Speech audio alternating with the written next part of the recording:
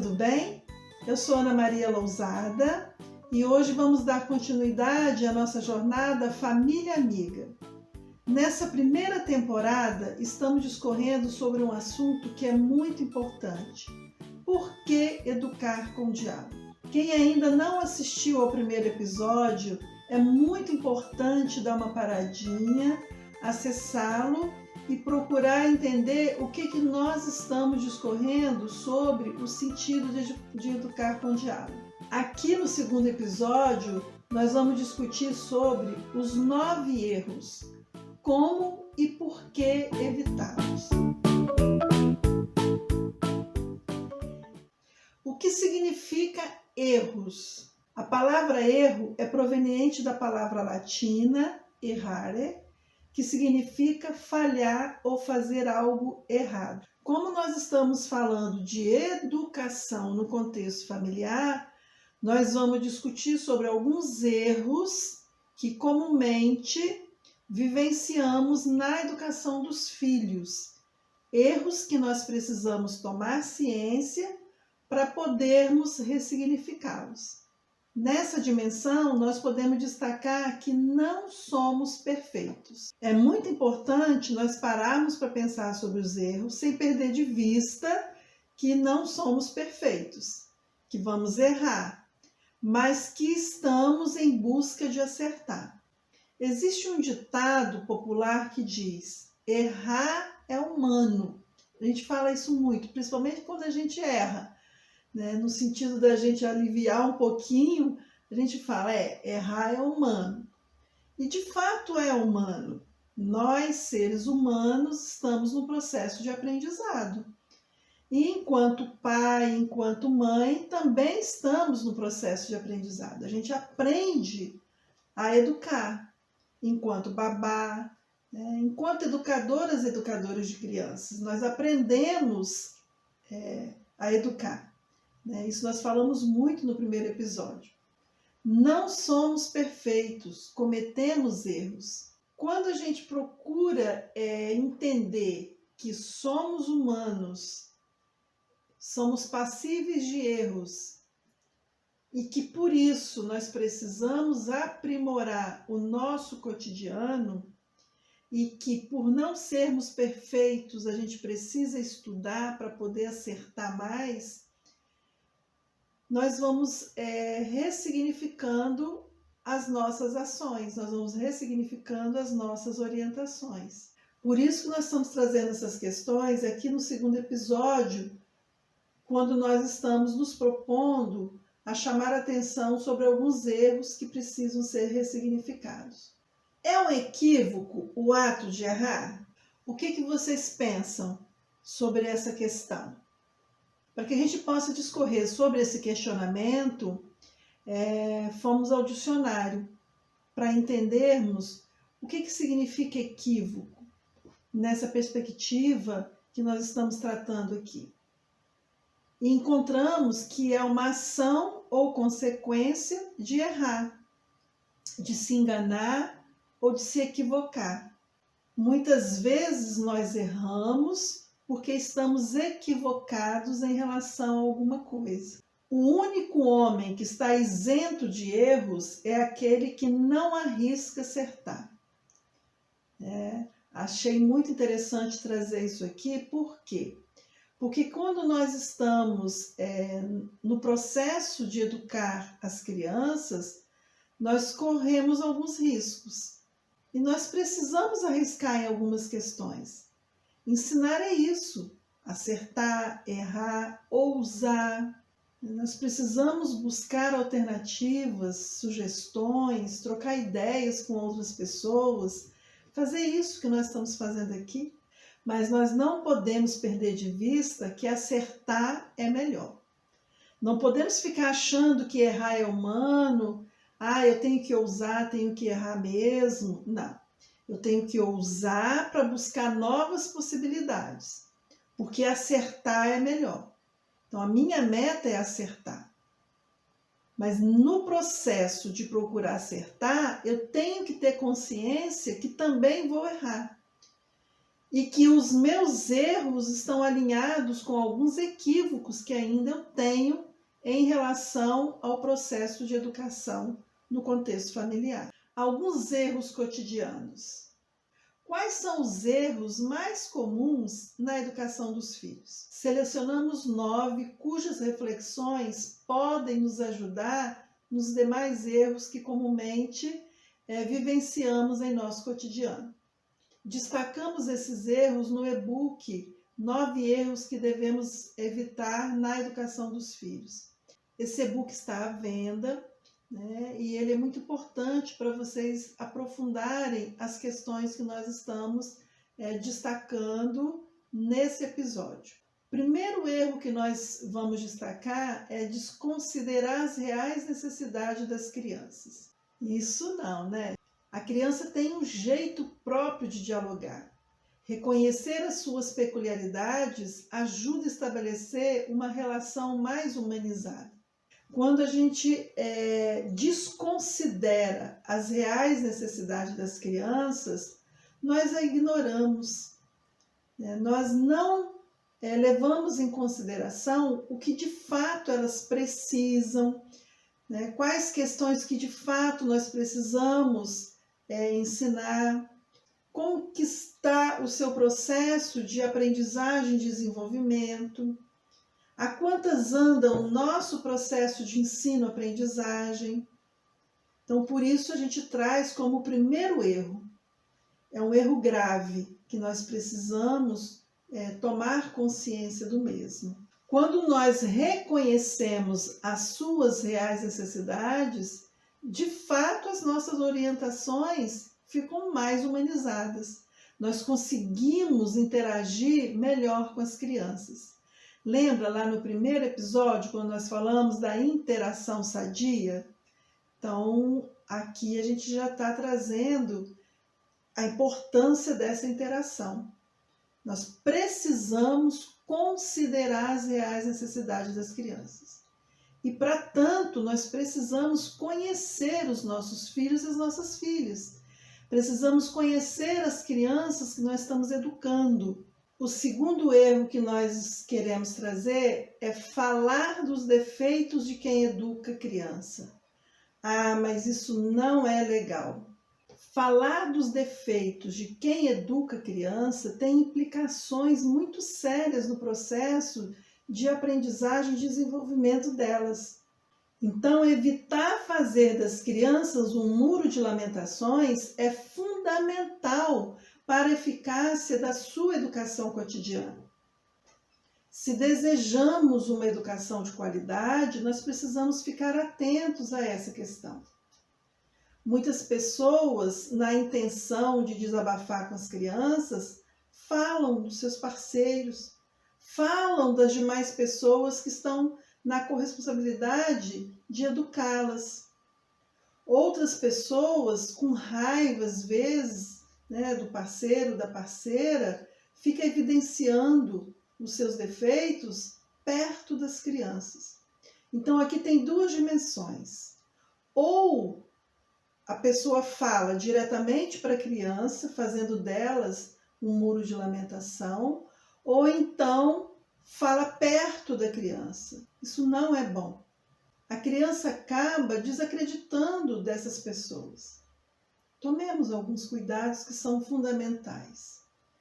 Vamos evitar falar desses defeitos na frente da criança.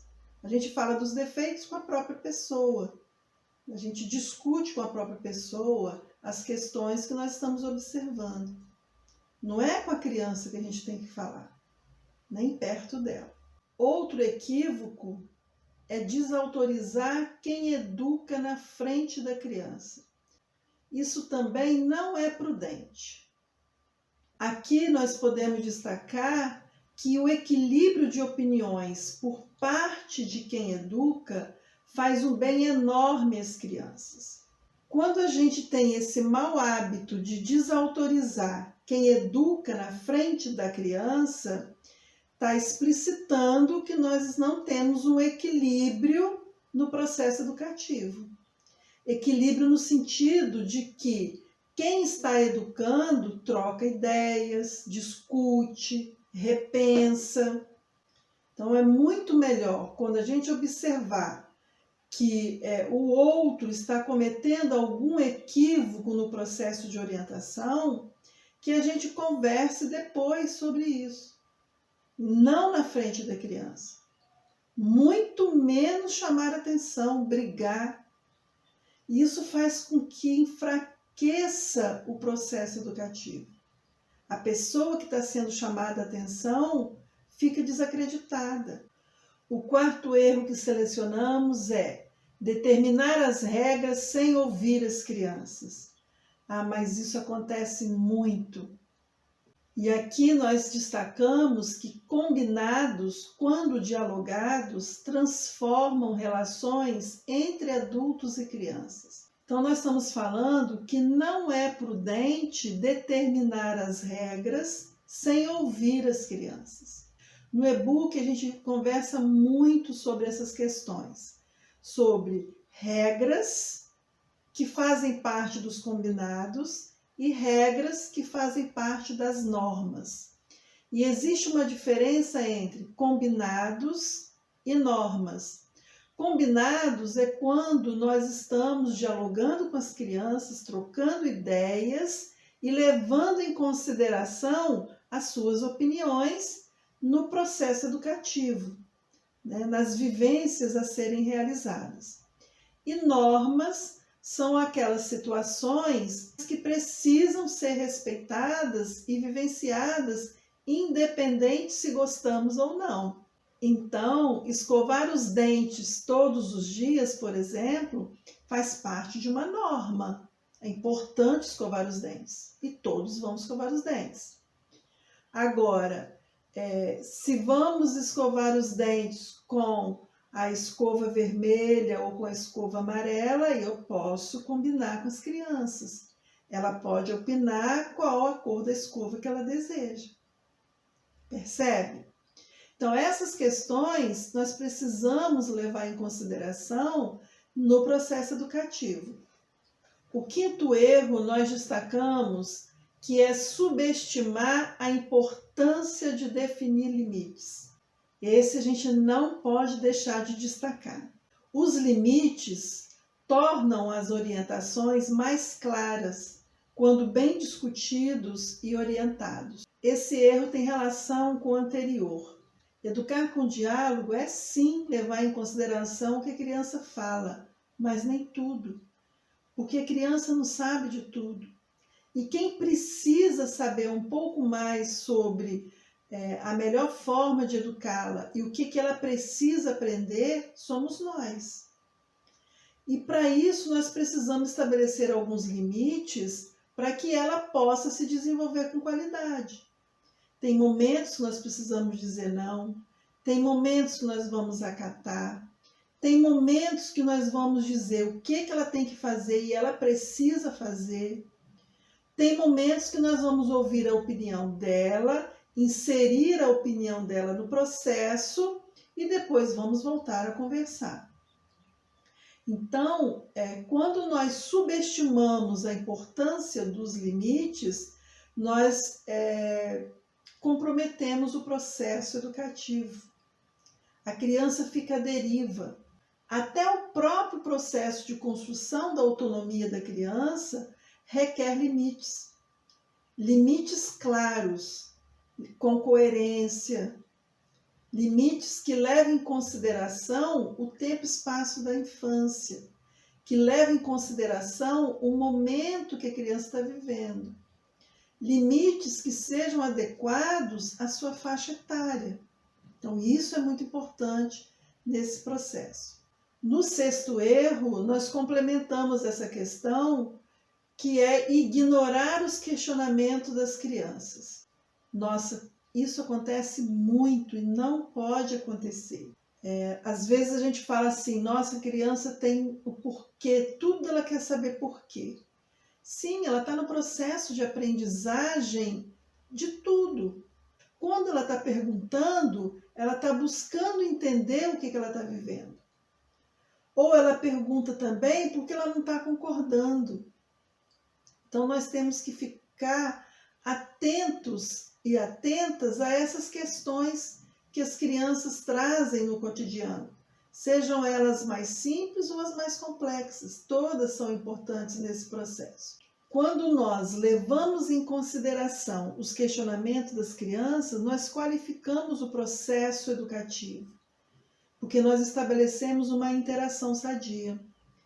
E a autoridade que nós estamos exercendo nesse processo educativo, ela precisa ser considerada, porque uma autoridade que condiciona o comportamento sem mostrar a importância das questões que precisam ser orientadas, não se revela autoridade educadora.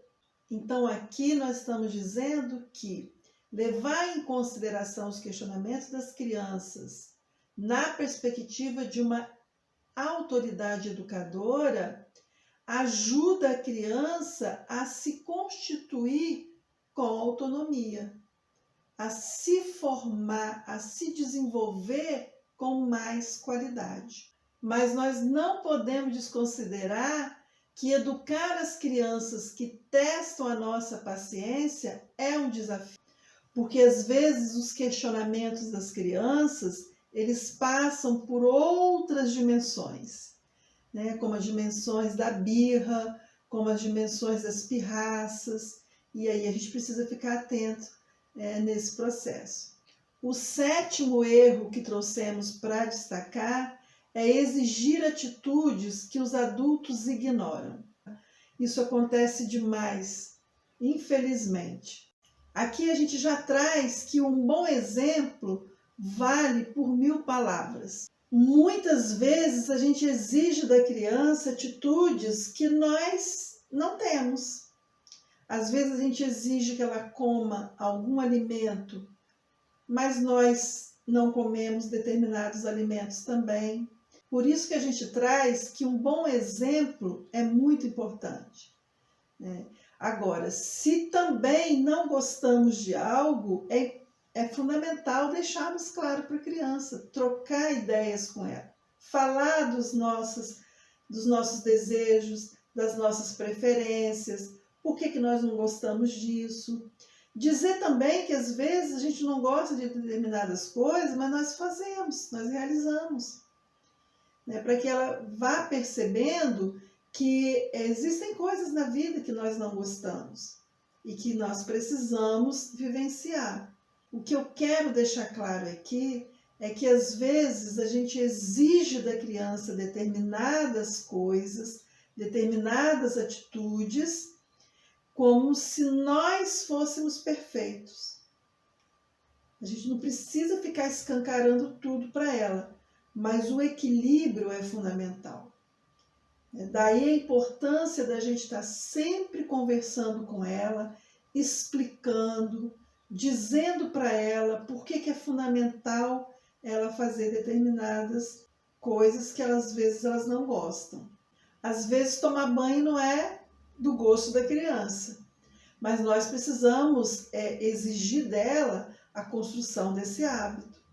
Existem questões que nós podemos e devemos exigir das crianças, mas existem outras que a gente precisa ter bom senso, né? Considerando que são crianças e considerando que muitas vezes nem nós fazemos.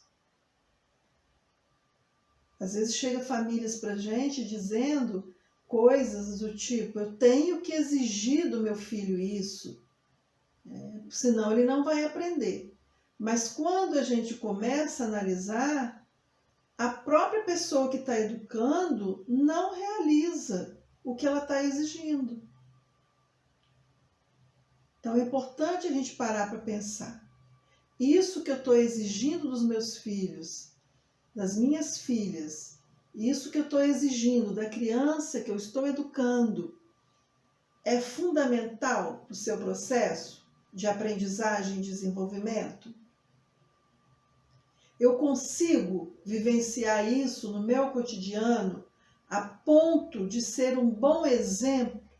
Se eu não consigo, eu preciso discutir sobre isso, eu preciso tomar ciência dessas questões para qualificar o processo de aprendizado. E aí as crianças vão entendendo que nós somos passíveis de erros. Nós não precisamos ter receio de perder a autoridade quando nós estamos nesse processo, desde que tenhamos uma autoridade educadora. O 8º erro que a gente traz é desconsiderar os motivos da birra. Esse é um desafio que quase todos nós vivemos e às vezes ficamos sem saber o que fazer. Então, por isso a gente já faz um questionamento. Birras ou reivindicações? Eis a questão. Nós falamos lá atrás sobre os questionamentos das crianças, os porquês que elas trazem. Esse tema a gente discute bastante no e-book, procurando destacar o que faz com que a criança seja birrenta, seja pirracenta, né? E o que nós devemos saber para contornarmos essa questão e ajudar a criança a vencer, né, esses momentos, esses episódios de birra na vida dela. Lidar com crianças que fazem pirraças não significa ceder aos seus caprichos, mas aproveitar esses momentos para explicar sobre os limites da situação em questão. Então, por isso que a gente precisa ter clareza dos limites, precisamos ter uma autoridade educadora, precisamos considerar as reais necessidades das crianças, precisamos saber sobre o processo de desenvolvimento das crianças, precisamos reconhecer quem é a nossa criança que nós estamos educando. Essas são questões fundamentais para que a gente possa lidar com os eventos de birra. E as birras podem ser, sim, atitudes de reivindicações. Como a criança ainda está aprendendo a falar, às vezes ela não consegue, por meio das suas palavras, dizer o que deseja. Então ela acaba fazendo a pirraça, fazendo a birra, né, se jogando no chão, chorando, porque ela é muito corpo e movimento. Agora, se nós temos clareza dos limites que nós precisamos estabelecer, se nós estamos num processo de interação sadia, exercendo a nossa autoridade educadora, nós vamos qualificar esses momentos, né? Nós vamos exercitar a paciência, nós vamos entender por que será que ela está fazendo essa pirraça.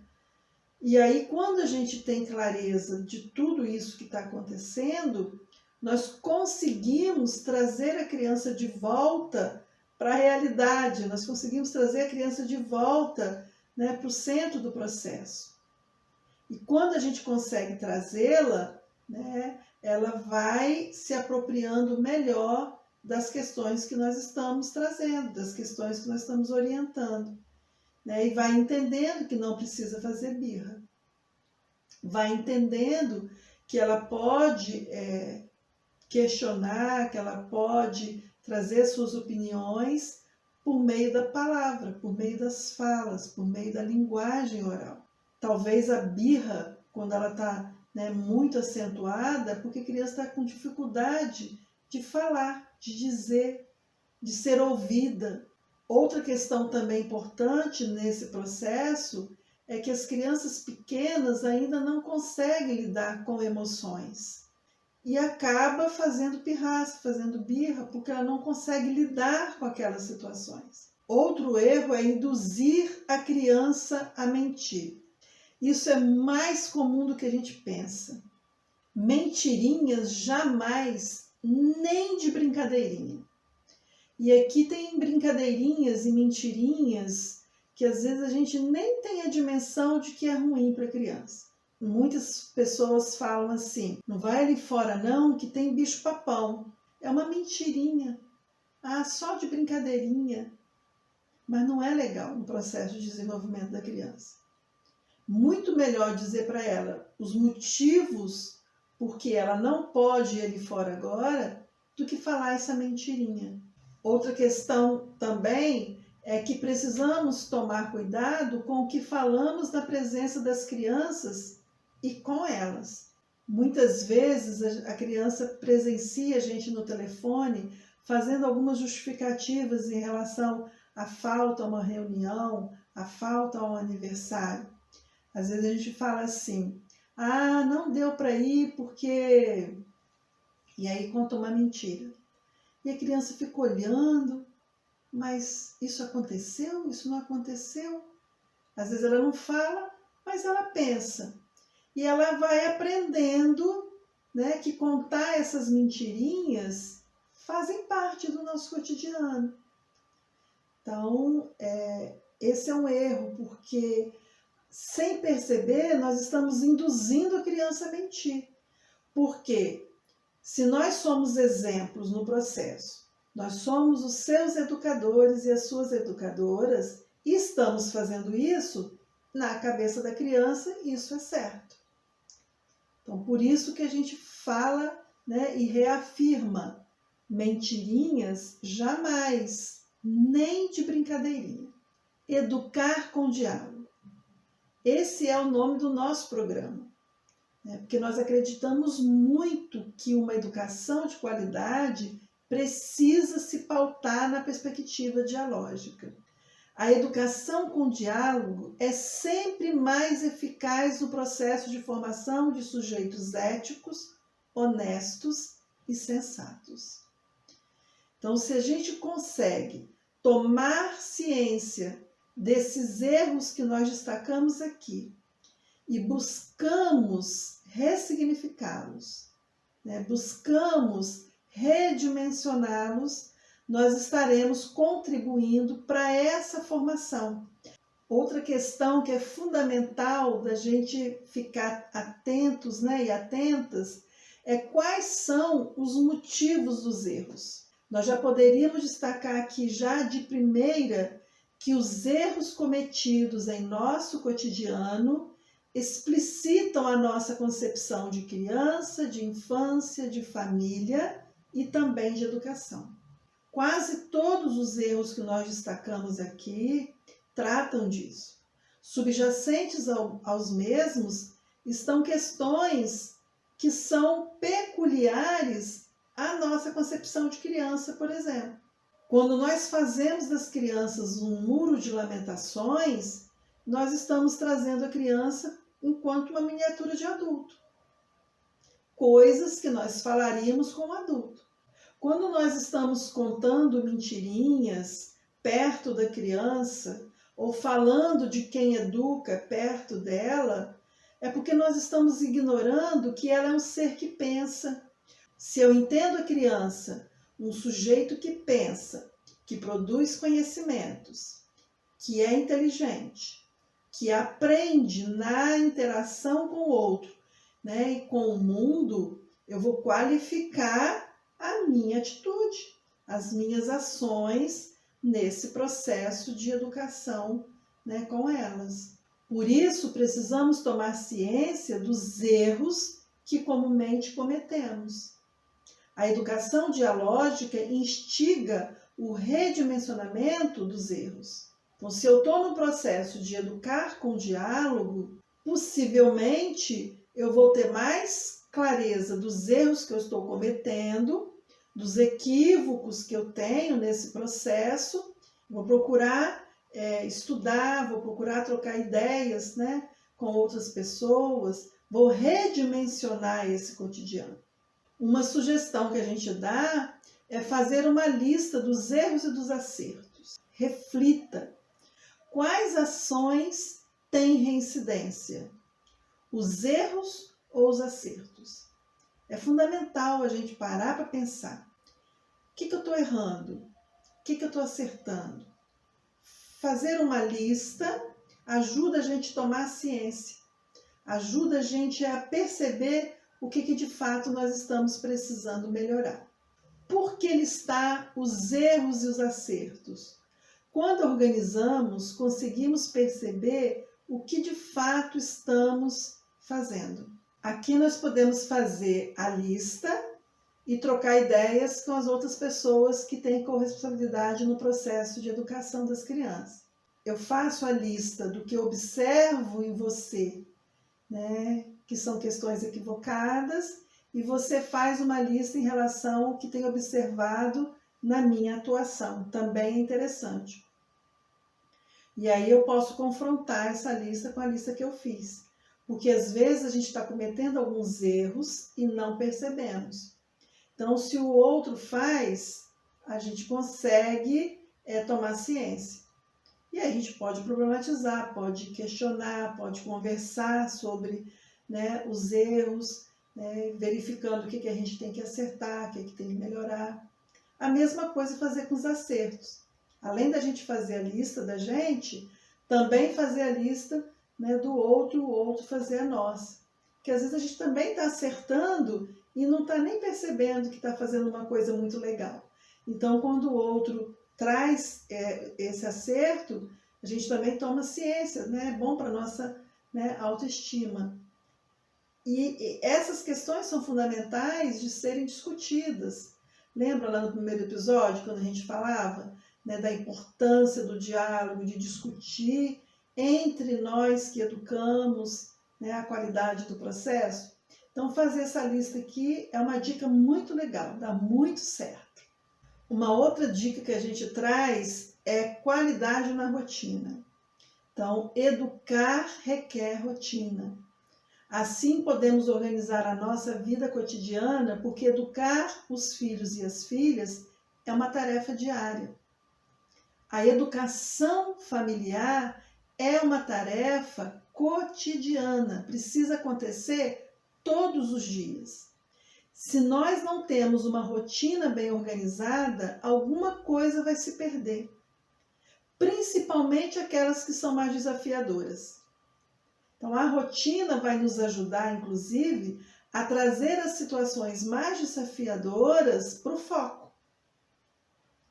Se tem alguma coisa no meu cotidiano que eu preciso me dedicar mais, então a rotina vai me ajudar quando eu a organizo de uma forma equilibrada.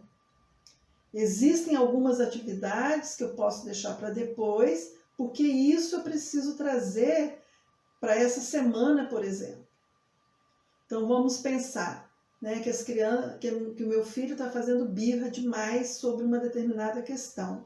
Então eu preciso focar essa questão nessa semana, ter mais tempo com essa criança nessa semana, procurando resolver essa questão. Né? A minha criança está com um problema, né, no dever de casa. Eu preciso sentar com ela mais vezes, estabelecer com ela uma rotina de estudos, e aí então essa situação exige mais a minha presença. Então nessa quinzena eu vou me dedicar a isso. Então a minha rotina vai ser trazer, né, essa problemática para o centro, né, da minha educação, né, do meu propósito nessa quinzena. Depois eu vou poder deixar um pouco mais sozinha, vivenciando a sua rotina de estudos para que ela possa ter mais autonomia. Mas assim que eu observo que ela vai saindo das questões que foram discutidas e propostas, eu retomo de novo. Então, essa rotina é fundamental. É importante eu estabelecer quais são as atividades fundamentais nesse processo. No canal, a gente traz algumas questões sobre a rotina. Se vocês quiserem dar uma olhada, vai ser muito importante para qualificar, né, esses estudos que nós estamos fazendo aqui na jornada. E também no livro, né, no e-book, a gente discorre bastante sobre essa questão, dando outras ideias, dando outras sugestões que podem te ajudar, né, no processo de educação dos seus filhos, das suas filhas, né, se você é babá das crianças, né, que você está educando. Babá também precisa organizar a rotina. Né? Nós estamos no processo de corresponsabilidade da educação das crianças. Se você tem alguma questão que precisa ser aprofundada e deseja discutir conosco, deixa aqui nos comentários. Ou então participe do grupo Família Amiga lá no Facebook. Seja uma família 5 estrelas, com muita simplicidade, paciência e persistência, e ainda com rigor, sem perder o amor. Espero ter contribuído, com as reflexões que vocês têm realizado, no cotidiano das famílias, com as quais vocês convivem. Prestem mais atenção nos erros, nos equívocos, no sentido de redimensioná-los. Um beijo e não perca o terceiro episódio.